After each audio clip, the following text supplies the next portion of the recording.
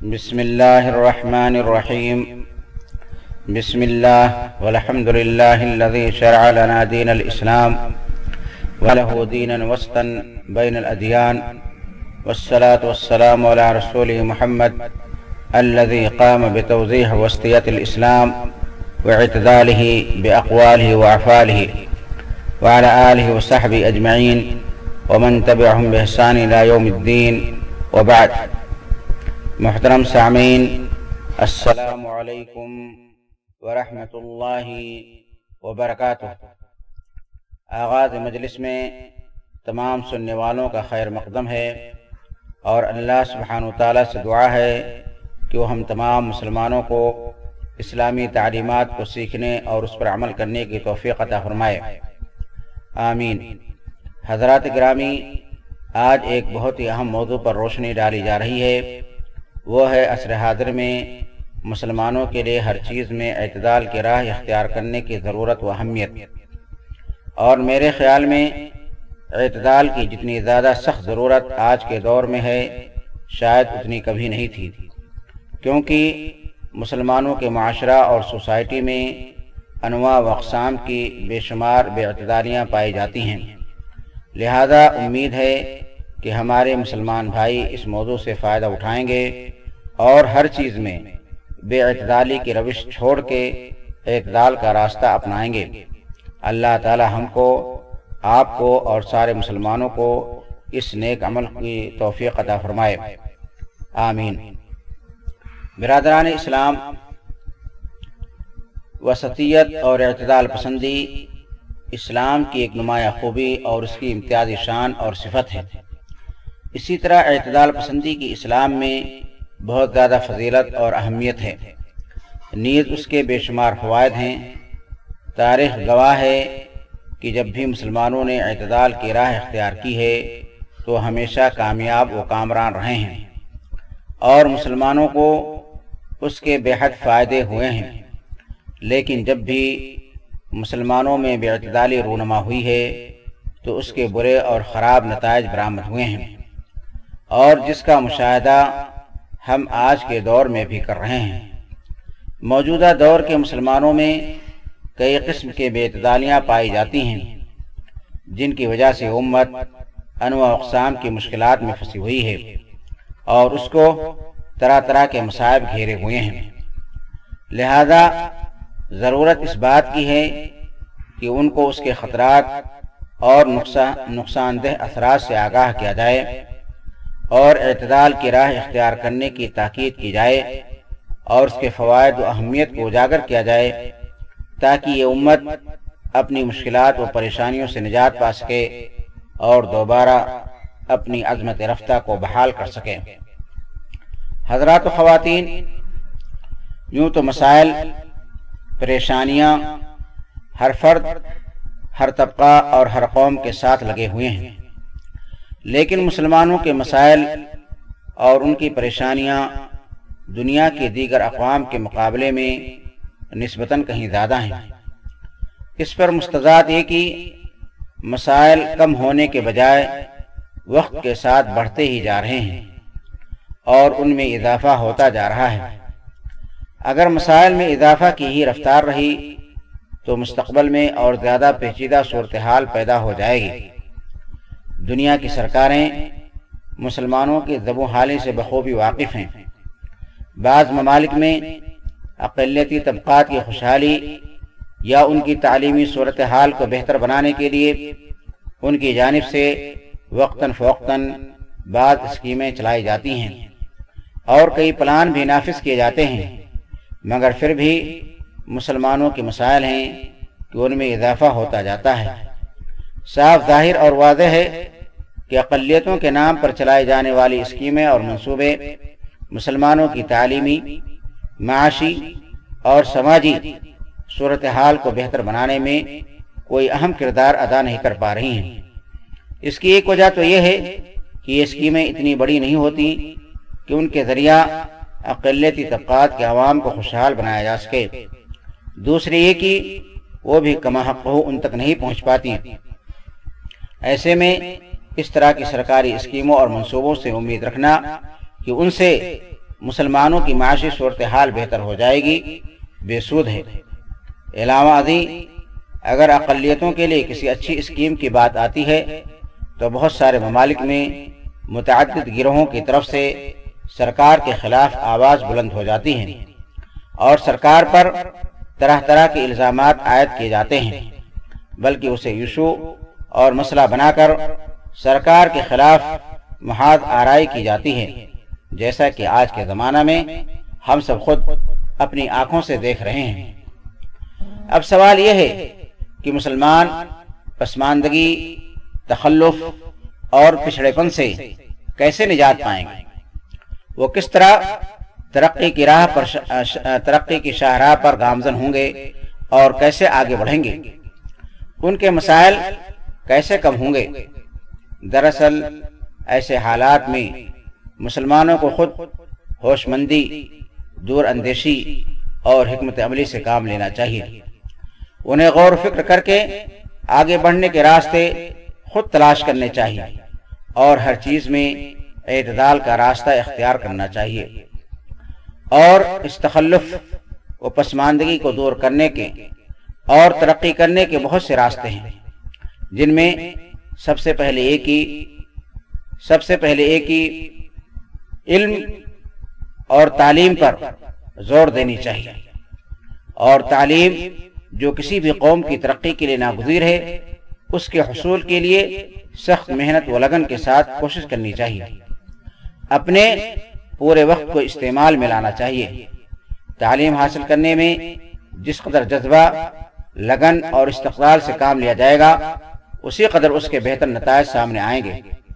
بسا اوقات جذبے اور محنت و استقلال کے سامنے آلات و وسائل مات پڑ جاتے ہیں اور سہولتیں دھری کی دھری رہ جاتی ہیں۔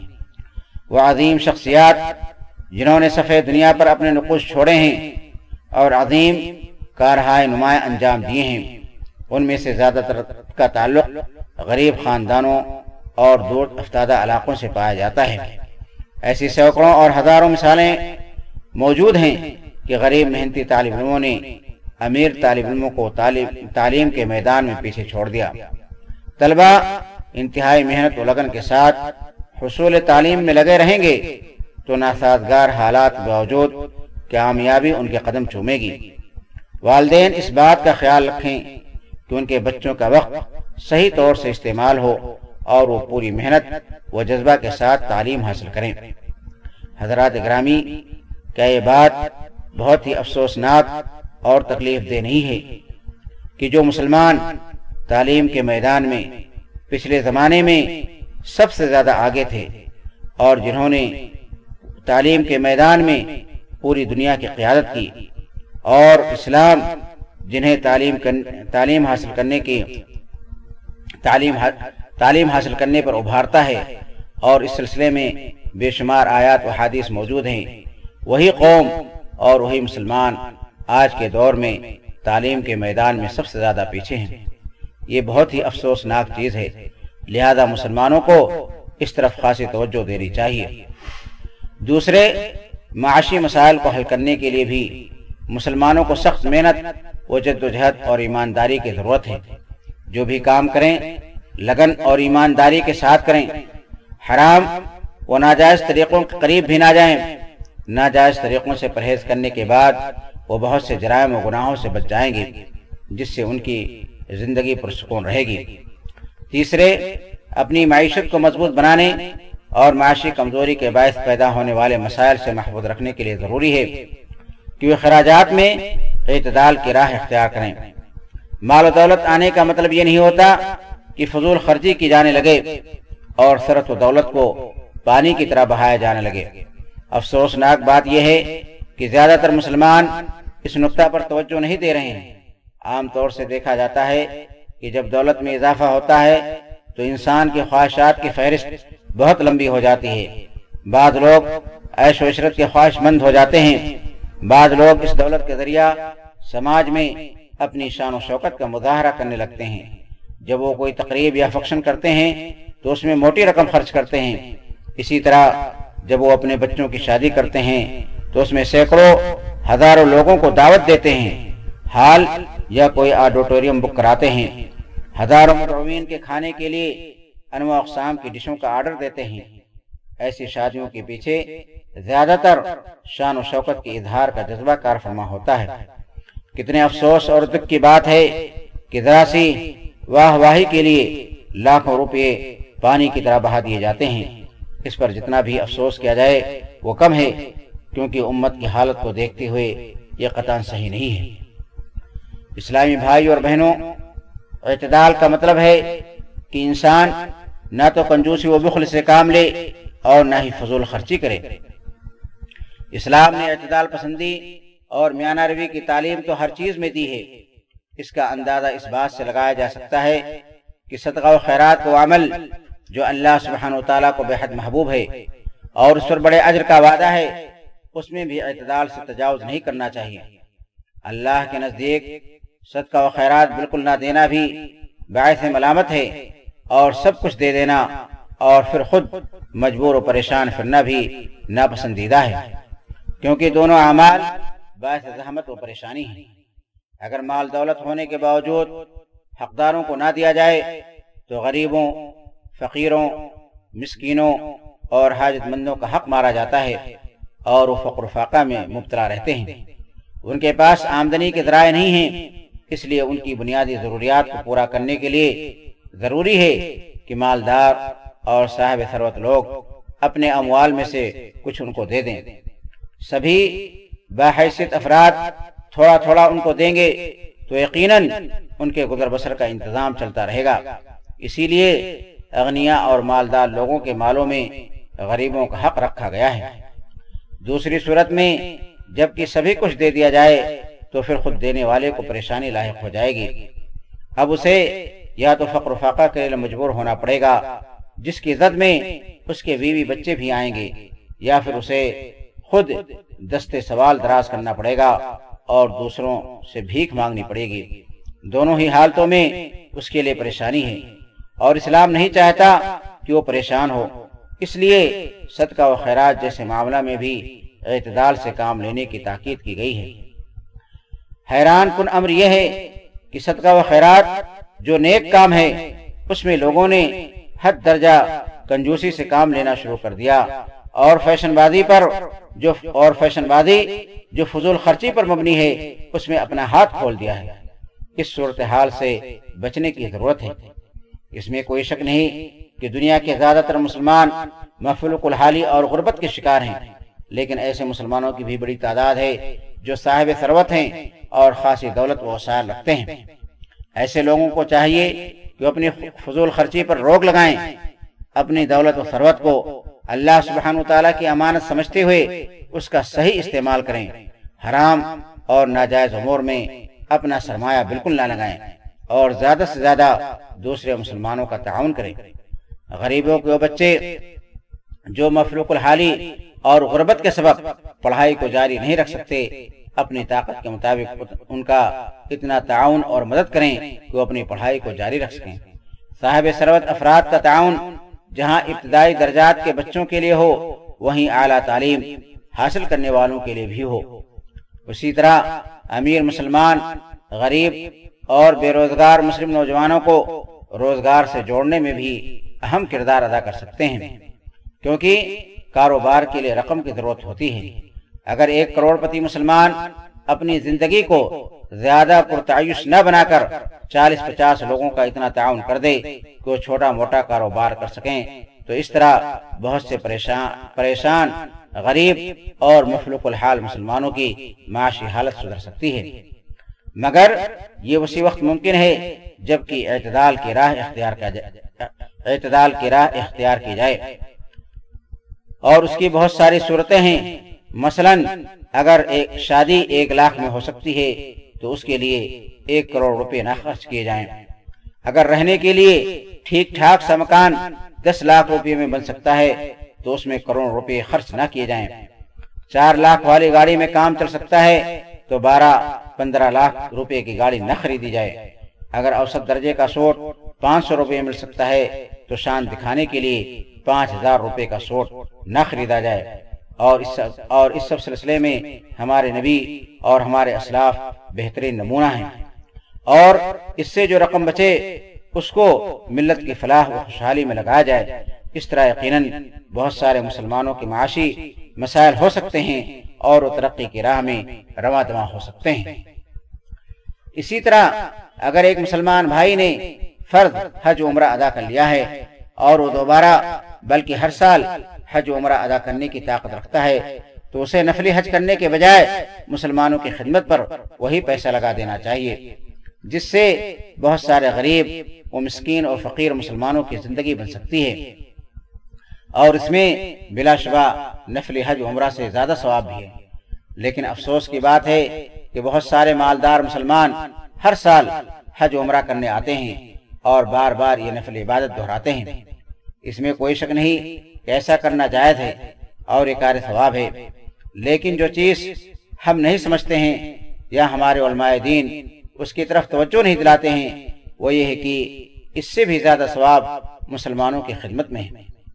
ذرا غور کیجئے کہ ایک زانیہ و گنہگار عورت نے ایک پیاسے کتے کو پانی پلا دیا تو اللہ سبحانہ وتعالی نے اس کو بخش دیا اور وہ جنت میں چلی گئی۔ یہ روایت بخاری و مسلم کی ہے۔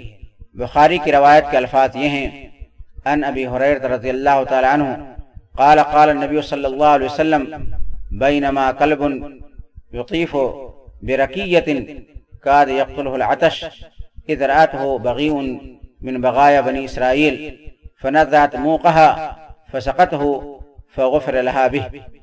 بخاری کی روایت ہے، باب حدیث الغار، حدیث نمبر 3467۔ یعنی ابو ہریرہ رضی اللہ تعالیٰ عنہ کی روایت ہے، وہ کہتے ہیں کہ نبی کریم صلی اللہ علیہ وسلم نے فرمایا کہ اسی درمیان ایک کتا جو ایک کنویں کے چاروں طرف گھوم رہا تھا اور قریب تھا کہ پیاس کی وجہ سے مر جائے، اسی دوران اس کو ایک زانیہ عورت نے دیکھ لیا جس کا تعلق بنی اسرائیل سے تھا، تو اس نے اپنا موزہ نکالا اور اس میں پانی بھر کر کے اس کتے کو پلا دیا، تو اس کی وجہ سے اس کو بخش دیا گیا۔ جبکہ یہی روایت الفاظ میں کچھ معمولی فرق کے ساتھ صحیح مسلم میں اس طرح سے آئی ہے: ان ابی ہریرہ رضی اللہ تعالیٰ عنہ عن النبی صلی اللہ علیہ وسلم ان امراتا بغیا رات کلبا فی یوم حار یطیف ببئر قد ادلع لسانه من العطش فنزعت له بموقها فغفر لها۔ صحیح مسلم باب فضل ساق البہائم۔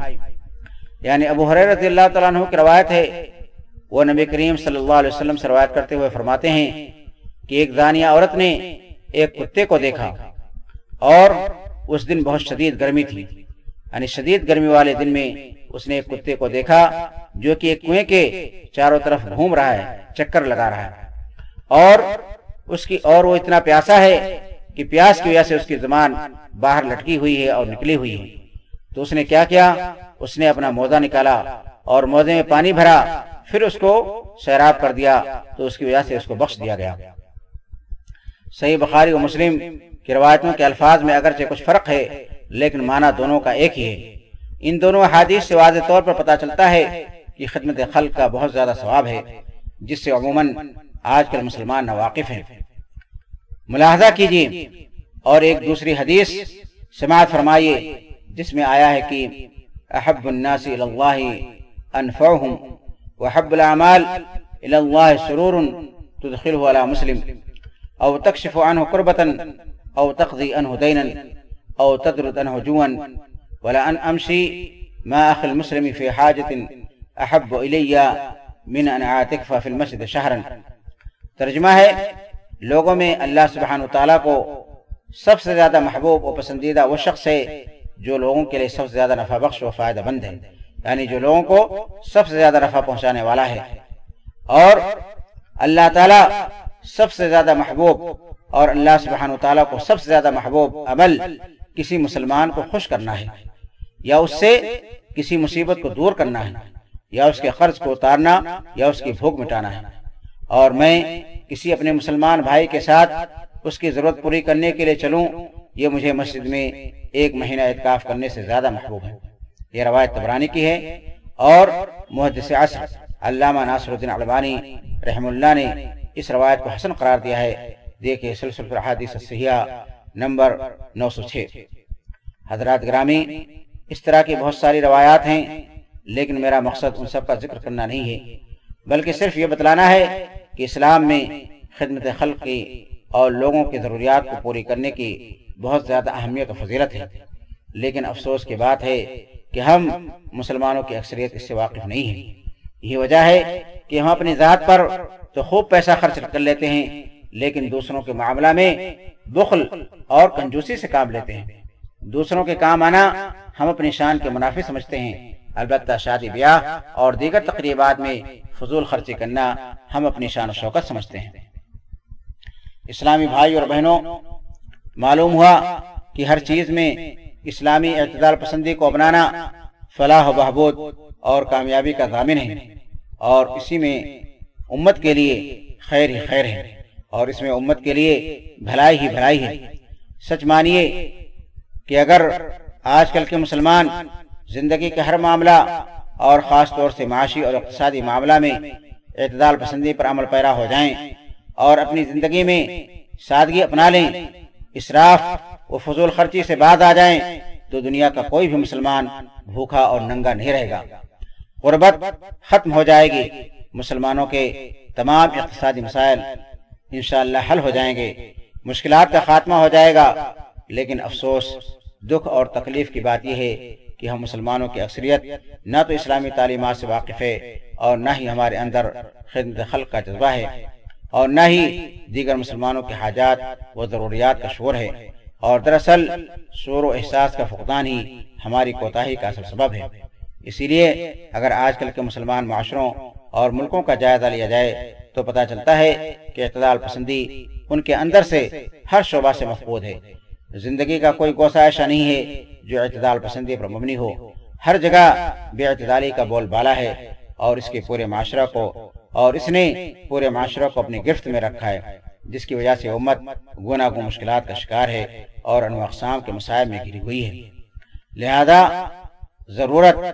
ضرورت ہی نہیں بلکہ اس بات کی اشد ضرورت ہے کہ اعتدال کی اہمیت و افادیت کو اجاگر کیا جائے، مسلمانوں کو شعور و احساس ذمہ داری کو بیدار کیا جائے، خدمت خلق کی ترغیب دلائی جائے، اسراف و فضول خرچی سے روکا جائے، زندگی کے ہر گوشہ میں اعتدال کی راہ اختیار کرنے کی تاکید کی جائے اور اس کے فوائد کو بتلایا جائے، تبھی امت کامیاب و کامران ہو سکتی ہے اور اپنی کھوئی ہوئی عظمت دوبارہ بحال کر سکتی ہے۔ اب آخر میں اللہ تعالیٰ سے دعا ہے کہ اللہ تعالیٰ دنیا کے ہر مسلمان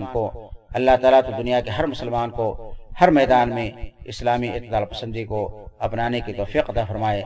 آمین۔ وآخر دعوانا ان الحمد للہ رب العالمین۔